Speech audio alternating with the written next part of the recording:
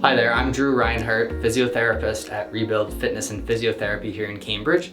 And today I wanted to talk about one of the more common injuries I see, which is a rotator cuff strain.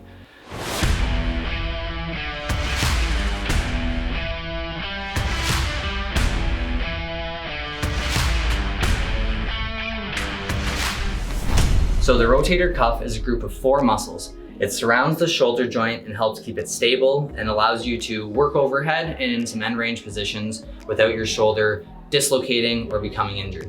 So this group of 4 muscles is located over the back side and the front side of the shoulder. So we've got your 3 over the back, which are the supraspinatus here, the infraspinatus here, and the teres minor here.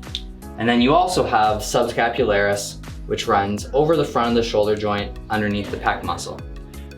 The role of these muscles is to help stabilize an otherwise loose joint, the shoulder joint.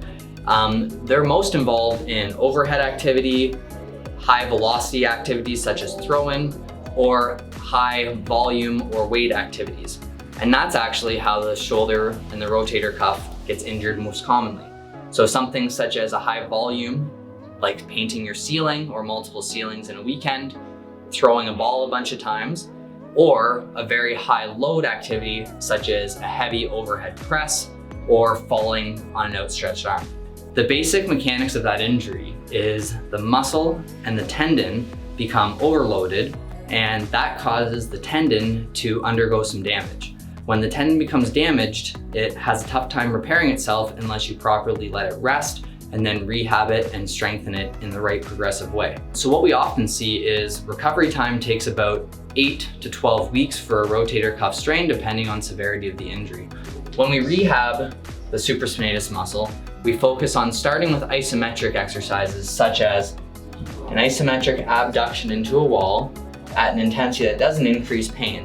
What we want to do is we want to start introducing load into that tendon, because what happens is the tendon becomes overloaded and becomes injured, and in order for it to regain its strength to be able to get back to your everyday life, it needs to have a progressive overload over time. Next, we'd go into an isotonic exercise such as a banded abduction, just to make it work through a bigger range. And again, we want to do that at an intensity that does not increase pain.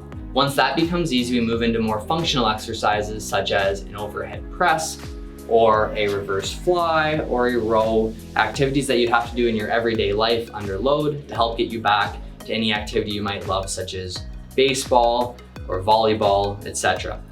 We also give people maintenance programs to continue with at home to keep that rotator cuff happy and healthy.